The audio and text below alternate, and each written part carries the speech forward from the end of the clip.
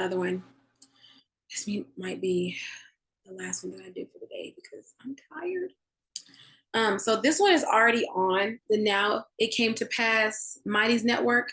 The link is in the description. If you want to join, you will get notifications every time I post a prophetic word, a dream of the interpretation and the visions that the Most High has been giving me since 2016 and 2020 up until now.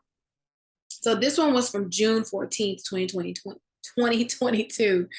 And on the Mighty's Network, it is titled, I Saw Your Principalities. And this dream shook me when I had it in June this summer, because it was so vivid and I had never seen anything like this before. And I was just like,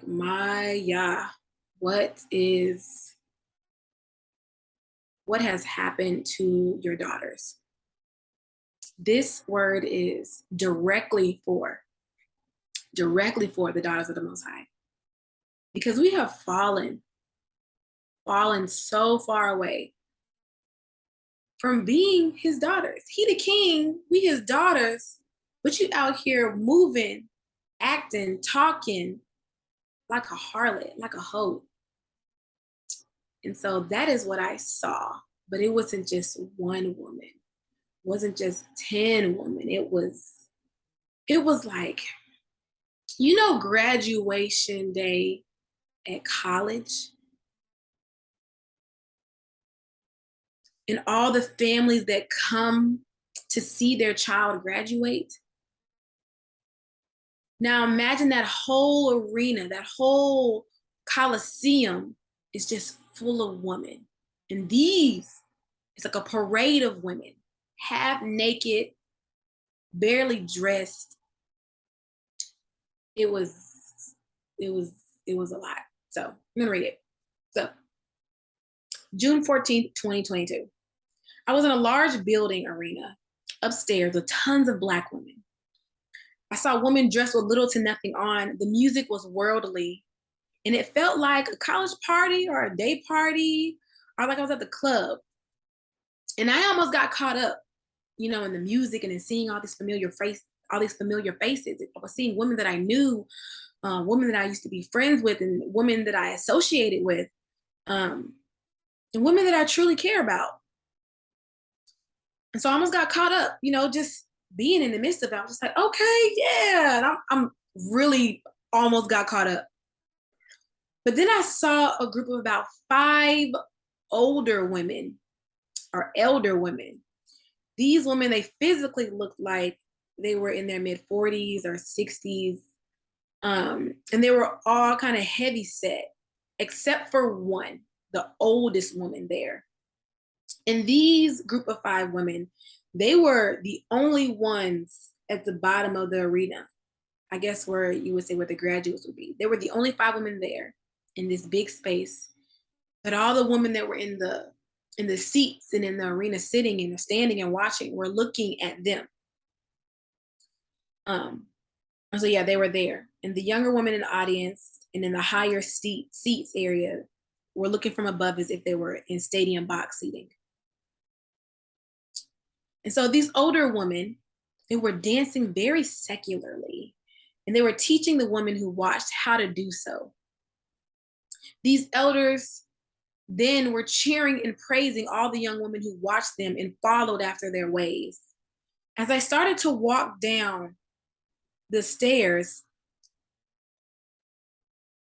exiting, I'm sorry, y'all. As I started to walk down the stairs, exiting, I looked closer at the most senior looking woman in the group downstairs. And she looked really old. She looked ancient. She looked withered and decrepit and very demonic. And I was like, this is not a woman. And she had to be on the back of another woman. So she was this skinny, frail, old looking woman that had to be on the back of another woman. But I knew she was in charge. And even though, like I said, she looked feeble and decrepit, she held all the power that was in this building. It had every woman in the building imitating and following its abominations. Like everyone was under this massive spell. It was like cult worship. And while she was boastfully dancing and raving on this woman's back, she fell off and she rolled onto the floor and she started laughing hysterically and carried on as if nothing happened. She's just laying there on her back, laughing, cackling. And that's at that point where I'm just like, oh, this is a spirit. This is a defiled, strong, rebellious spirit. And so, it's a spirit of rebellion, a spirit of lust, of fornication, of arrogance, of indiscretions, of a mockery. And with the oldest one literally being the embodiment of all of them, but specifically, especially the spirit of mockery. Um,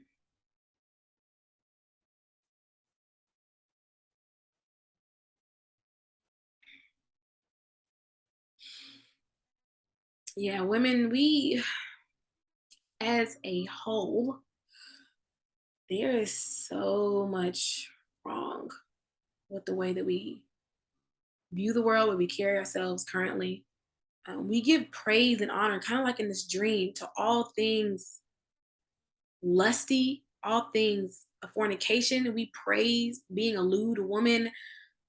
We are so excited to run and go show everything that the Most High gave us to be for our husbands. Or if you are not, destined to be married, you are still destined to be a child of the Most High. Um, but I will continue. Interpretation of the dream. So this principality can only fully operate on a woman. And it has a predisposition towards Hebrew women. So that's why I've seen the large influx of Black women, of women of Hebrew heritage. It clings on like a leech. It is an unclean spirit that has been around for a long, long time. Its power is situated in the refusal to submit to the authority of Yah. It gives and it guides and it leads all these other women and some men to do the same thing.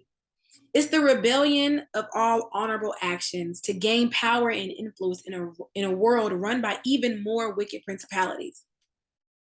This spirit, it thrives in the knowledge that it has successfully put many of Yah's people on a path that takes them directly to higher wickedness. It takes you directly to a path of being a woman of the world, a product or child of the whore of Babylon from Revelations.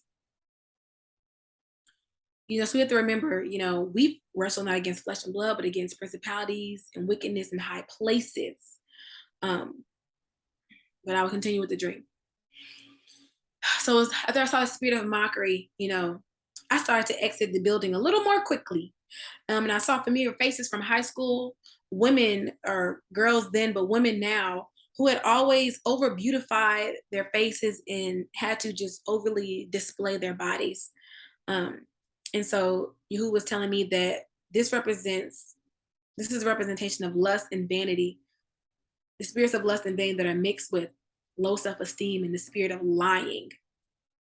Because these particular spirits are stumbling blocks in adolescence and grow into full-blown fornication and rebellion. All right. Okay, so back in the dream.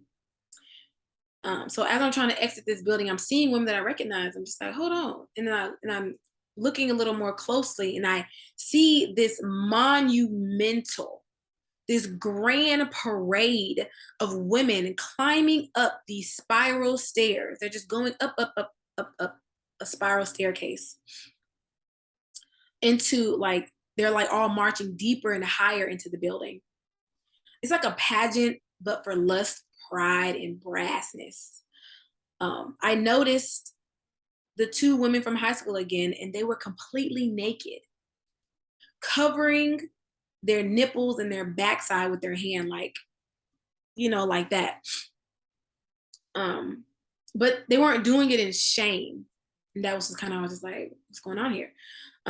They were covered in glitter and body art, and they were And they said that they were waiting to reveal themselves in their new bodies and didn't want anyone to see them until it was time, which made no sense to me because everyone can see everything that should be hidden from the public eye besides the nipple in your anus.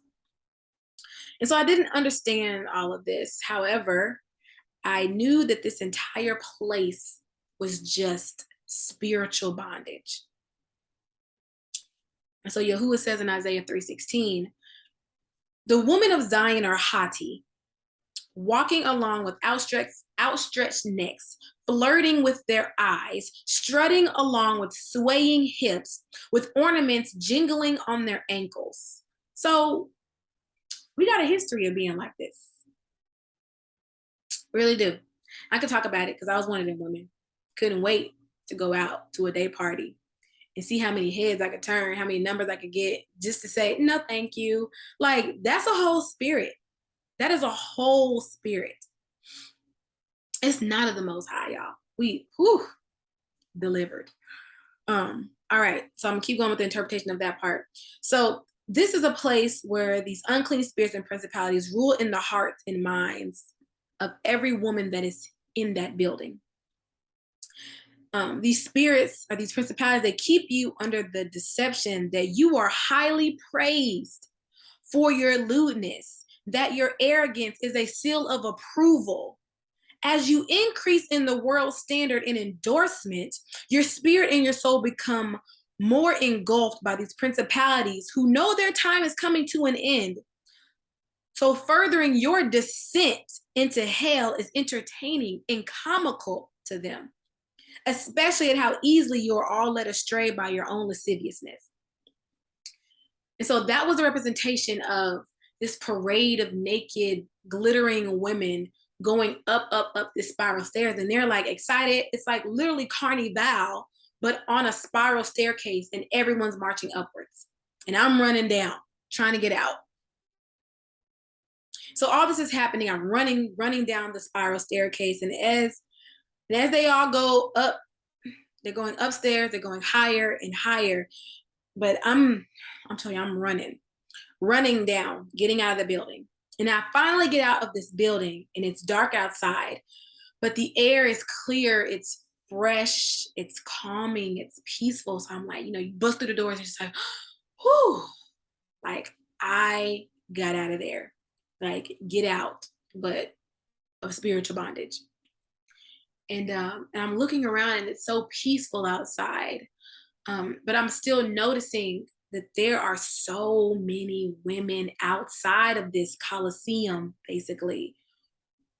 They're all on their way to go into this building. So I see women, still heading towards the building, standing around the building. And then as I'm standing there, a small child runs towards me. The child runs towards me and like grabs my leg and is like hugging me. And I'm like, oh, okay, I don't know this kid, but I actually am a child care provider. So working with kids is a gift. Kids just like me, whatever. So in this dream, the child's mother then starts to complain about how the child won't calm down. The child's always upset and crying. And so at that point, I kind of just hug the kid and I kiss the kid on both its cheeks. And then the child just stops crying and, looks happy, looks relieved. But the mother is now upset and she's just angry. Like, now when you leave, my baby gonna start crying again. And I'm just like, okay. Interpretation of that part. Women, families, women with children are more concerned about being a part of this wayward world than the well-being of their children. The well-being of their children spiritually, mentally, physically. Some of your children know this is wickedness. They cry and act out because they want you home, but instead you leave them to be joined to these dying things of the world. And some of you even bring them to the places of wickedness because you do not have the spiritual strength or endurance to stay away from the things, people, places, false promises, The music, the spell bounds you into these pits of hell, camouflage as progression, empowerment, self-discovery, and leadership. You are now placing the generational curse of known and chosen rebellion onto the next generation. You are teaching this to your children. You influence them to do as you do and more wickedly than you do. It says, for my people, as for my people, Isaiah 3:12. As for my people, children are their oppressors and women rule over them. Oh, my people, those who lead you cause you to error and destroy the way of your path. And so I know we live in an era just like equality, women's rights, but it's really wickedness. That is a bold principality. And it has so many women who say they love the Most High out here working for the kingdom of darkness with everything that you promote, everything that you have joined yourself in agreement to. You can't be a child of the Most High, but working for the kingdom of darkness. You have no parts of the Most High. He will have no parts of you. This principality thrives on mockery. When I'm telling you, it looked so withered, but it was so powerful. And the amount of women who are involved in this, who are caught up in this spirit, are caught up in a state of delusion. Because a lot of times when you are broken, your identity is in your sensuality. Your identity is in how beautiful you are. Your identity is in your vanity. And you think that you have to use these things, this flesh bag of meat, basically, as a way to garner power.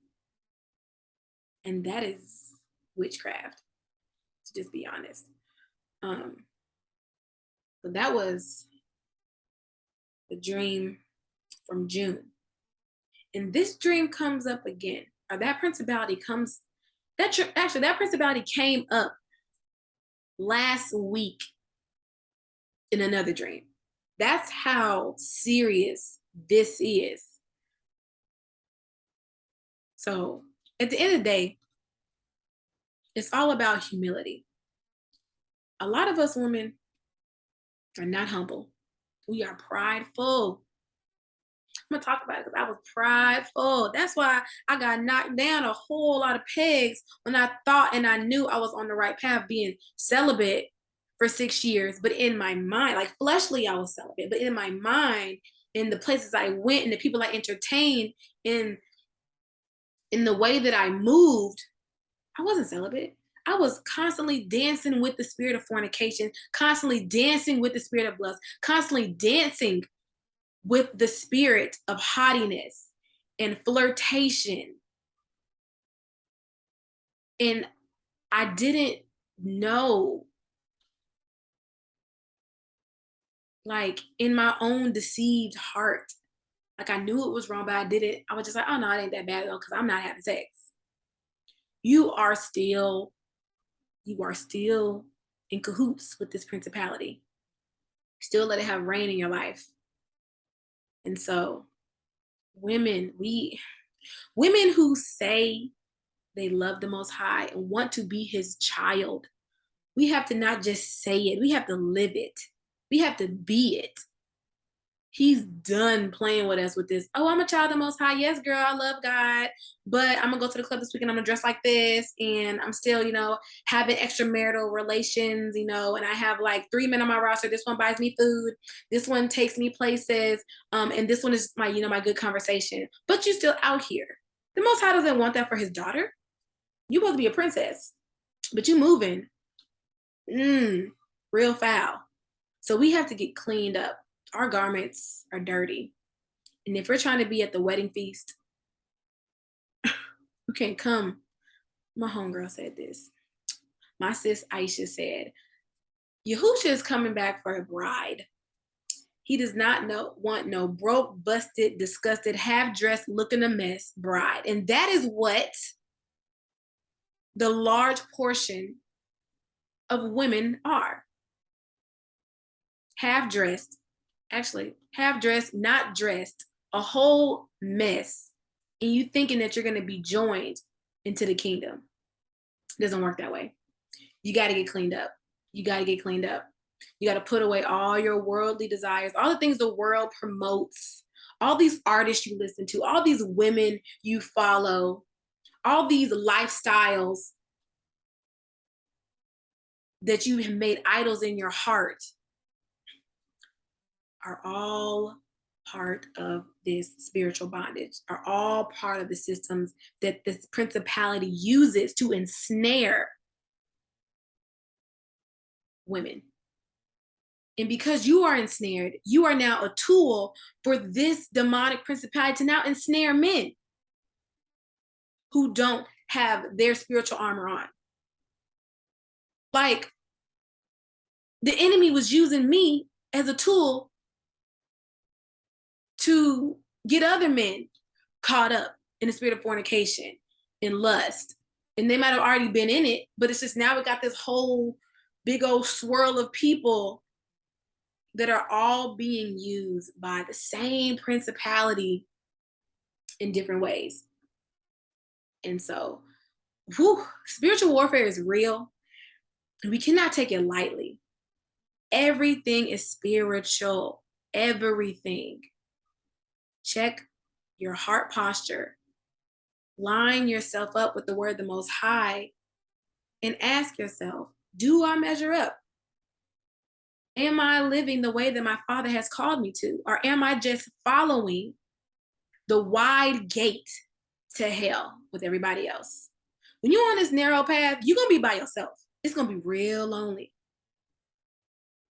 It's going to be real lonely. But that's okay, because we have a comforter. And I'm speaking as someone who has gone through that lonely portion of their life. The Most High started revealing himself to me so deeply in 2017. But in that, from 2017 to 2020, it was a lot of breaking, crying, falling deeper into sin, because I had to be broken from my pride of thinking that I was already good. But when 2020 came, I was like, look, he's so good, y'all. And it's never too late for you to get out of that lifestyle. The Most High had to snatch me up out of that lifestyle. I thought I was pregnant in 2020. I knew, this is after I had already ended my celibacy, and it had broke me, because I was like, this is the thing that was it was a part of my identity too. So I was like, I've been celibate for 6 years.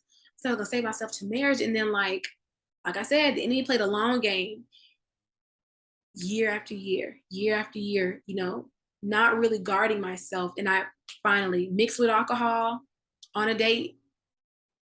Boom, it happened. It happened. And I was like, how can I let this happen? Because I was not truly guarded. I was not truly covered. I was dipping and dabbling in sin. I was dipping and dabbling with the spirit of fornication. And the spirit of fornication finally got me.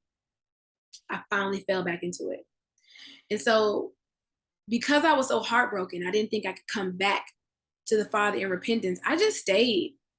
In 2019, I just stayed in my sin. I just stayed in my fornication. I was like, well, broke my celibacy. Looks like I'm just going to be out here. And that's what my mindset was. The enemy, so deceitful. Had me really just like, I cried about it. I cried about, ending my celibacy. Was like, but I never cried to the point where I asked for forgiveness, because I was too ashamed. And so because I didn't ask for forgiveness, I was too ashamed, I just stayed in my sin. And I just stayed in it, wallowed in it, was having sex, knew I didn't, then convinced myself like, oh, well, I'm having sex with this guy and I really like him. And I really think he's gonna be my husband. And so that was my justification for it. Like, oh, this is gonna be my husband. The lies, y'all. And so when that relationship didn't work out, and a few months later hit, and I'm just like, ooh, somebody missed her period. What's going on? So I'm crying and driving. I remember this so bad. I'm driving home from a friend's house and I'm crying because I'm just like, Father, I knew better. And if I'm pregnant, I'm keeping this child because I will not sin again by aborting this child because of my own decision, because of my desire to step out and please my flesh and have sex before marriage. If I'm pregnant, oh well, I'm to be pregnant. But this child is gonna know you. I'm gonna walk so right before you, Father. This child gonna know your laws, your statutes, your commandments. We're gonna be all about that. And then a few days later, like my period came, and I was just like, I meant that prayer. That was my declaration. That was me. I am changing my life for real. I will no longer be a vain worshiper. I will no longer be a vain believer. And from that, y'all, all of his revelations, all of his cleaning me up, all of the gifts that he had for me, the gift of prophecy, showing me just how much he truly loves us and that he wants to use his children as mouthpieces for the kingdom. And I'm telling you all of this because I know what it's like to be in that lifestyle and to not think that you can come back to the throne and not think that you can really let go of that lifestyle and truly be changed and transformed and renewed in your mind. So I love you, daughters of the Most High, daughters of Zion. And I am praying for you.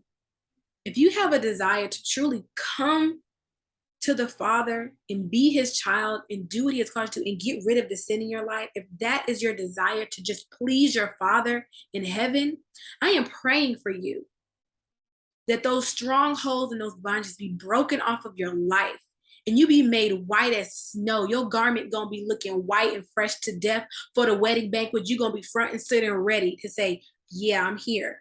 My oil lamp is full. I was not a foolish virgin waiting. I was wise. And so with all that being said, shalom, much love, and I will continue to pray for the body of the Most High.